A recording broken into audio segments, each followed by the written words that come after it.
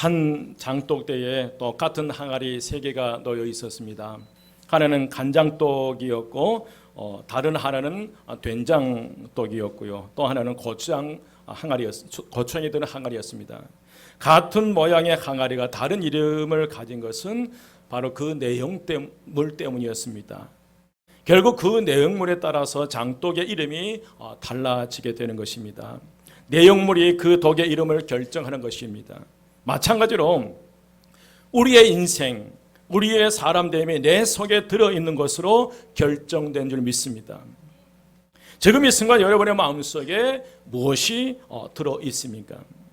여러분, 예수를 믿는 사람은 누구든지 하나님의 성령이 우리 안에 임재하신 줄 믿습니다. 그래서 사도 바울은 그런 고백을 했습니다. 너희 몸이 하나님의 성전인 것과 너희 속에 성령님이 거하신 것을 알지 못하느냐. 우리 그리스도인의 마음속에는 성령님이 계시기 때문에 하나님의 성전이요 하나님의 사람인 줄 믿습니다. 여러분, 간장독에 가까이 가면 그 간장독에는 냄새가 나요. 내용물이 없는 빈 독이라 할지라도 냄새가 아직 남아서 이게 간장독인지 된장독인지 고추장이 담겨진 항아리인지 뭘 통해서 알 수 있어요?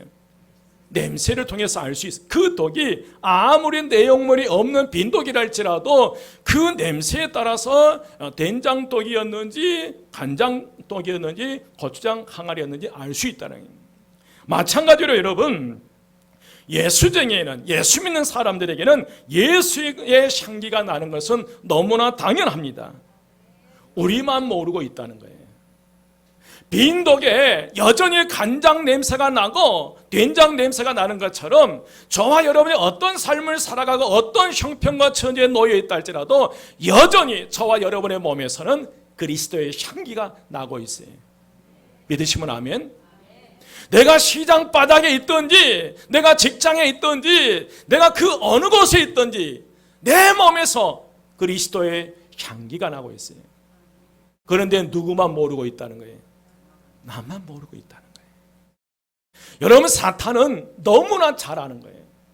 우리 몸에서, 저와 여러분의 몸에서 저와 상관없이 여전히 그리스도의 향기가 나고 있다는 사실을 우리는 모른 채 내가 하고 싶은 거 내 마음대로 살아가고 있는데, 그런데 사탄은 정확하게 너무나 자세하게 오늘 저와 여러분의 몸에서 그리스도의 향기가 나고 있다는 사실을 사탄은 잘 아는 거예요.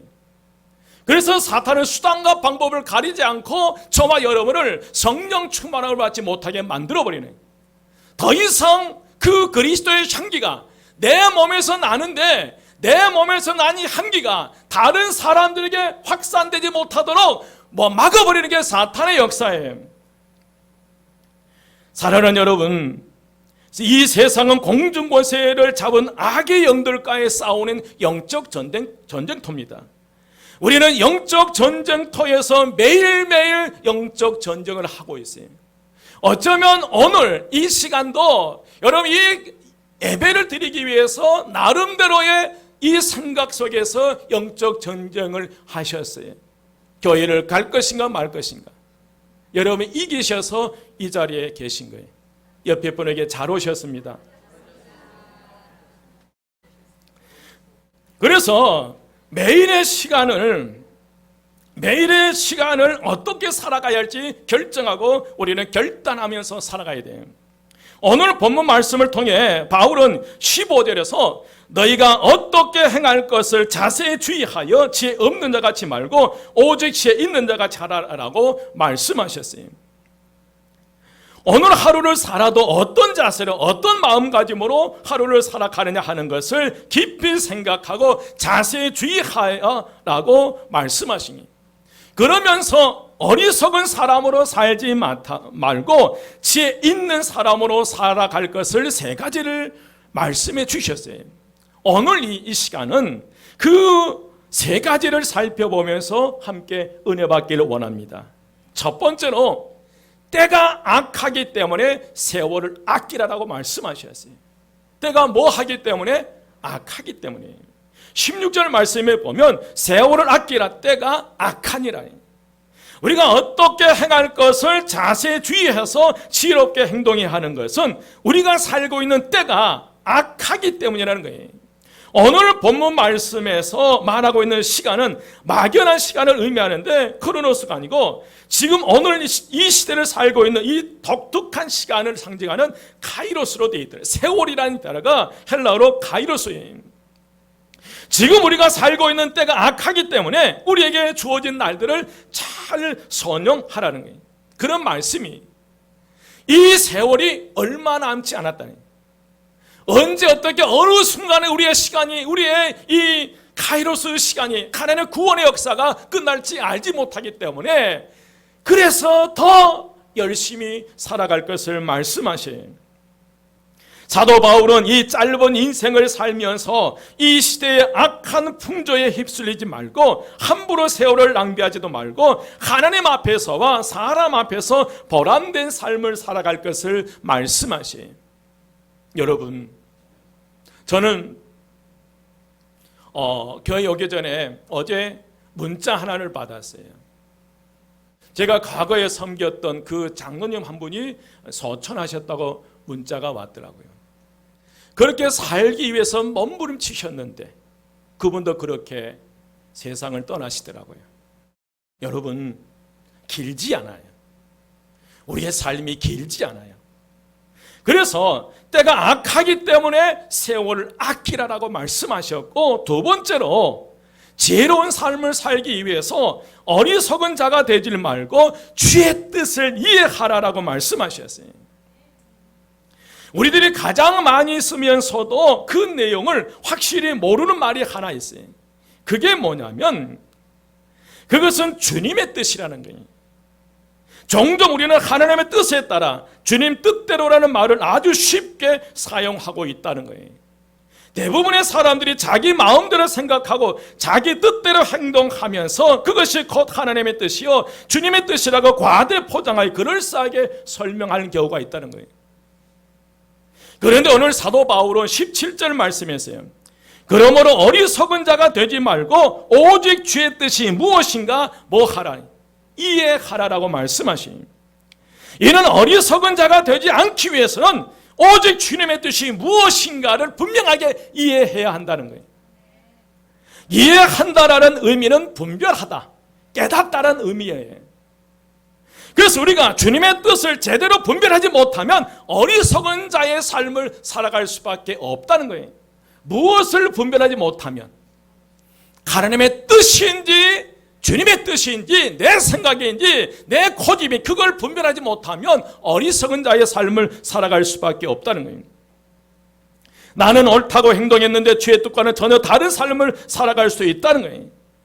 우리는 악한 때에 주님의 뜻을 잘 분별하면서 살아가야 될 줄 믿습니다. 세 번째로 지혜로운 자가 되기 위해서 오직 성령으로 충만함을 받으라라고 말씀하셨습니다. 한번 따라서 합니다. 오직 성령으로 충만함을 받으라. 아멘. 여러분 17절 말씀입니다. 17절 말씀 함께 봉독합니다. 다 같이 시작. 술 취하지 말라, 이는 방탕한 것이니.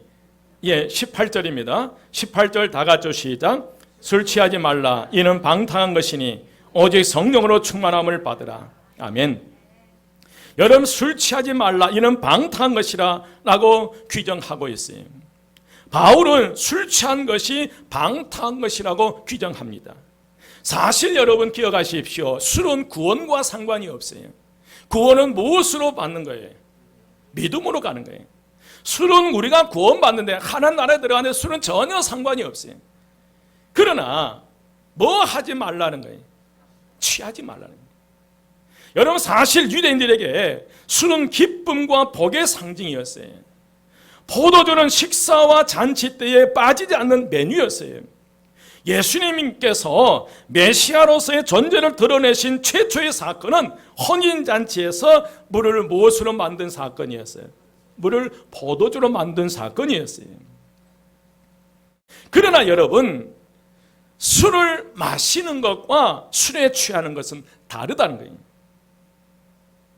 술에 취한다는 말은 술의 지배를 받는다는 뜻이고, 여러분, 술에 취하게 되면 판단력이 흐려지고 방탄에 이르게 된다는 거예요. 그 술을 마시는 것과 술을 취하는 것은 의미가 다르다는 거예요. 술에 취하게 되면 방탕하게 되고, 방탕은 무질서와 무절제한 삶의 모습으로 나가게 된다는 거예요. 특히 여러분, 에베소 지역, 오늘 에베소서 성도들에게 보낸 편지인데, 이 에베소 지방에는 그 우상을 섬기는 거대한 신전들이 많았어요. 그 신전 안에는 장기들이 있었어요. 그래서 남자들이 공식적으로 그 신전에 들어가서 이 술을 마시며 방탄의 춤을 추면서 그 장기들과 놀아나는 거예요. 그때 당시 그것이 남자들에게 자랑거리였어요. 그래서 이 바울은 이러한 이 사회 문화적 배경 가운데 살아가고 있는 에베소 교인들에게 이방인들처럼 술 취하는 어리석음을 범하지 말고 지혜로운 자롭게 오직 성령으로 충만함을 받으라 라고 권고하고 있어요. 오늘 본문에서도 바울은 술 취함과 성령 충만을 대비시키고 있어요. 여러분, 술 취함과 성령 충만, 이 두 가지는 외견상으로 유사해 보이지만 실질적으로 본질적으로 서로 대조를 이루고 있어요. 여러분, 술 취한 사람은 알코올의 힘에 자기 자신을 내맡기고 마음대로 행동해요. 여러분, 음주운전 사고로 얼마나 많은 이들이 희생당해요. 음주로, 이 술 취함으로 만취 상태에서 얼마나 잘못된 일들을 행하신 거예요. 그러나 여러분, 성령 충만한 사람은 보혜사 성령님의 능력에 의지하여 하나님의 뜻대로 행동을 한다는 거예요. 결국 술 취함은 무절제와 허랑방탕으로 흘러가게 되지만 성령 충만의 결과는 절제와 경건과 신학과 평강으로 나가게 된다는 거예요. 그래서 바울은 우리로 하여금 악한 세상에서 이 마지막 때 빛의 자녀로서 지혜롭게 살기 위해서는 오직 성령으로 충만함을 받을 것을 명령하고 있어요. 여러분, 성령으로 충만함이란 이 단어는 소유 개념이 아니라 존재 개념입니다.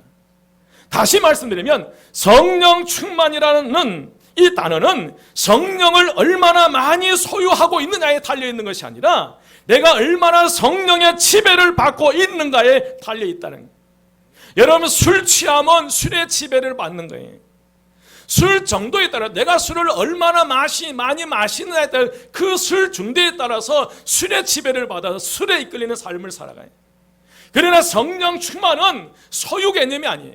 내가 얼마나 성령을 소유하냐, 이게 아니라 내가 얼마나 성령님의 지배를 받고 있냐, 내가 얼마나 성령님의 인도함을 받고 있냐. 그래서 여러분, 성령님은 물질이 아니고 인격이시에요. 그러므로 성령의 충만이란 관계 개념입니다. 우리가 성령 충만할 때 하나님과의 나와 관계가 새롭게 이루어지는 겁니다. 여러분, 성령으로 충만함을 받으라는 의미는 성령님께서 말씀하실 때에 예라고 대답하는 거예요. 다른 거 아니에요, 여러분. 내가 성령님의 충만은 다른 거 아니에요, 여러분. 내 안에 계신 성령님께서 말씀하실 때 예라고 답하는, 이게 성령 충만이에요. 성령님은 계속해서 우리에게 말씀하고 계세요.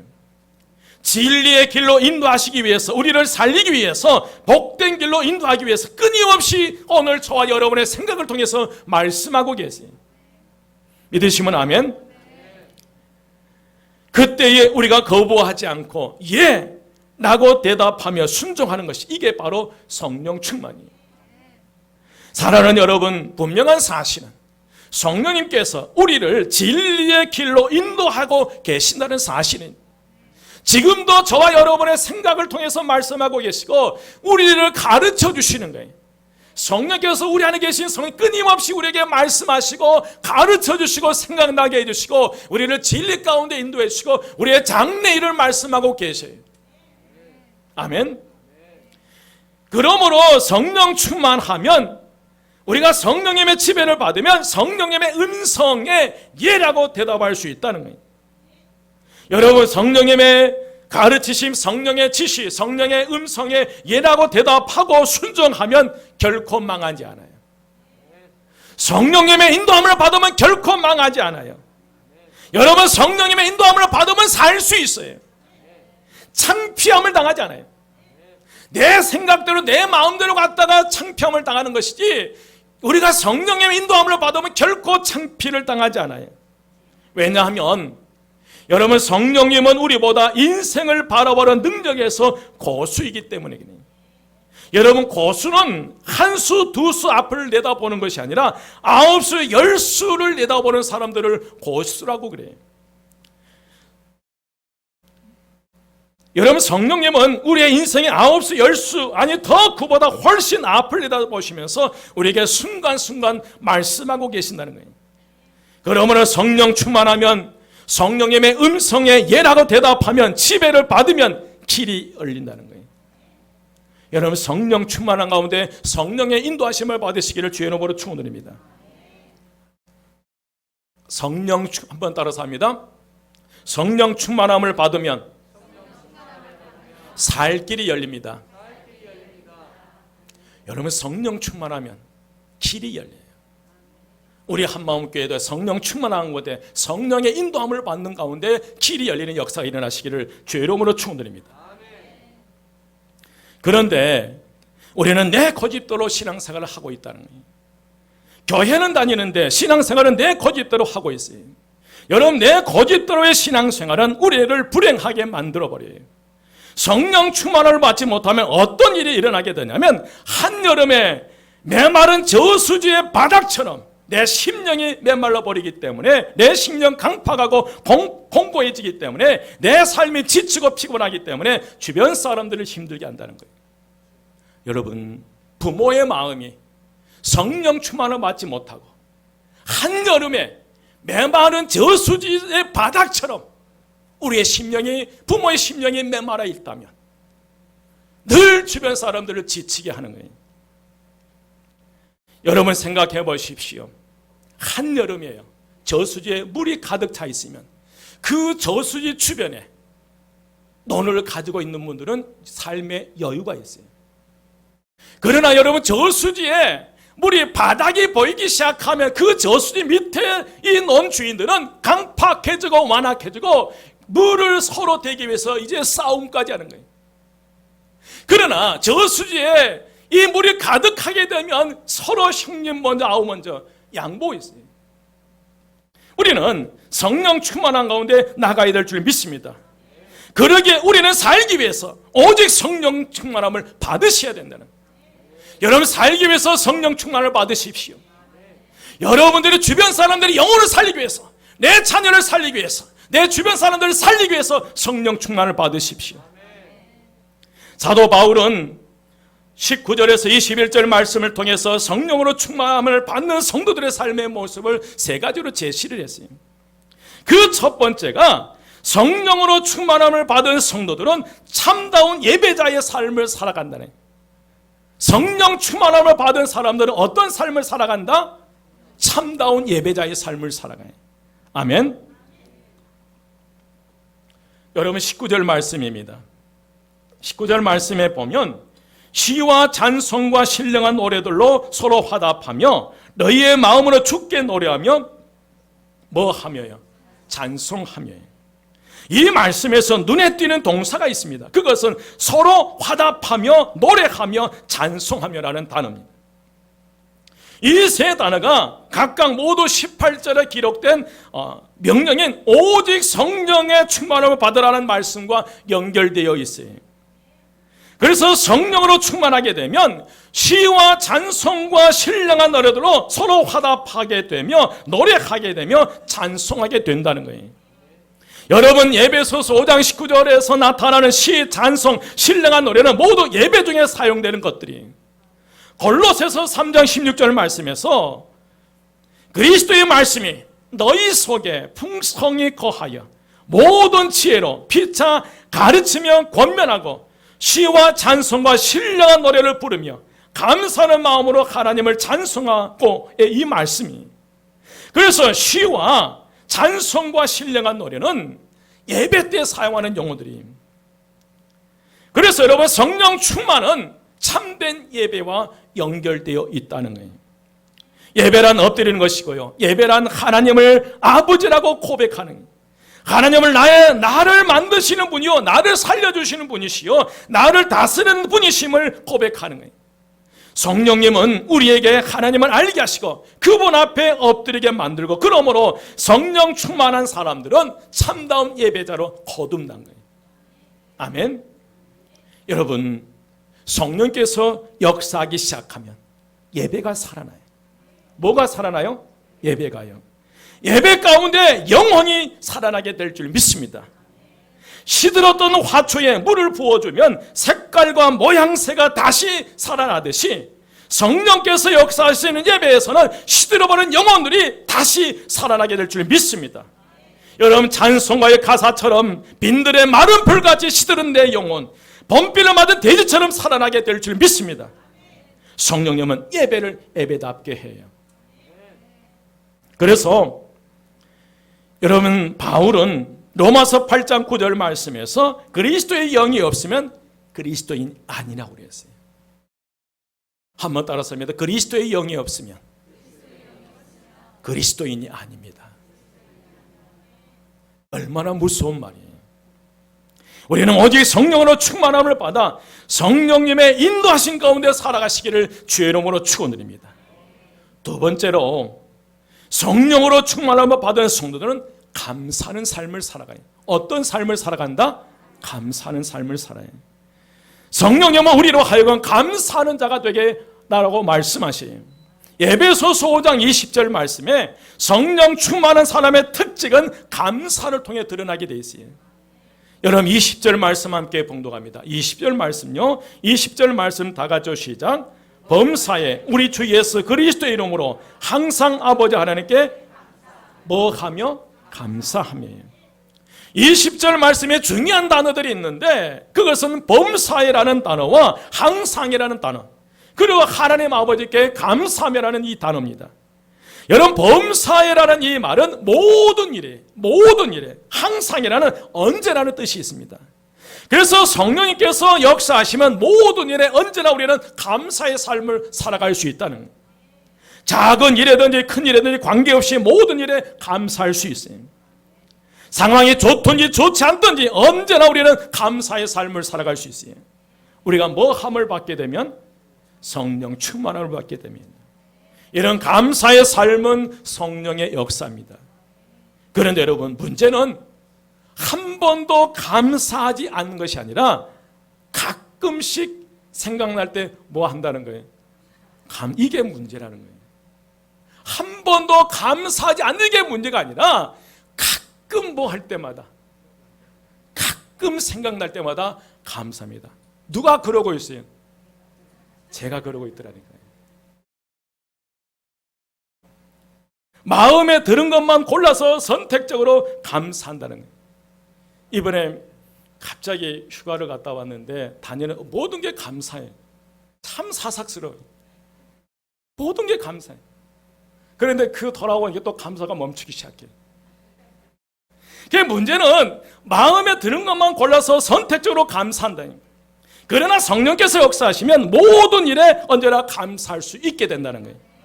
이것이 바로 성령으로 충만한 성도의 삶의 특징이에요.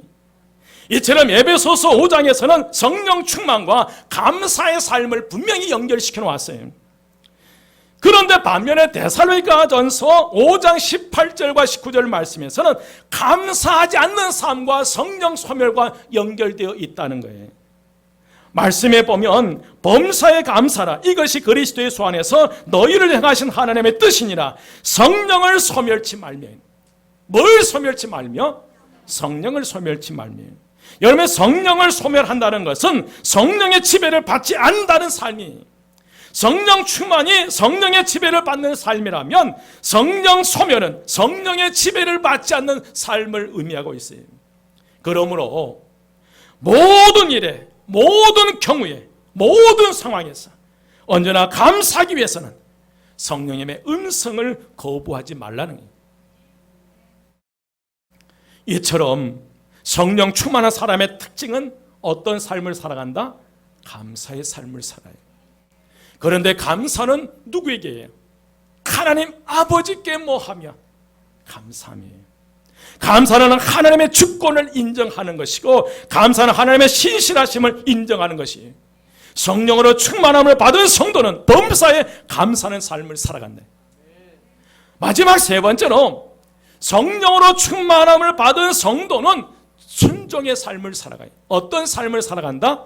순종의 삶이에요. 순종은 성령 충만한 사람들의 특징이, 여러분 성령 충만에 대한 말씀인 에베소서 5장 18절과 연결되어 기록된 5장 21절부터 6장 9절까지는 성령 충만한 사람들의 특징으로서 순종이 기록되어 있어요. 어떻게 하는 게 순종인지. 사랑의 원칙은 서로 사랑이잖아요. 여러분 순종의 원칙은 서로 순종이에요. 21절 말씀 보겠습니다.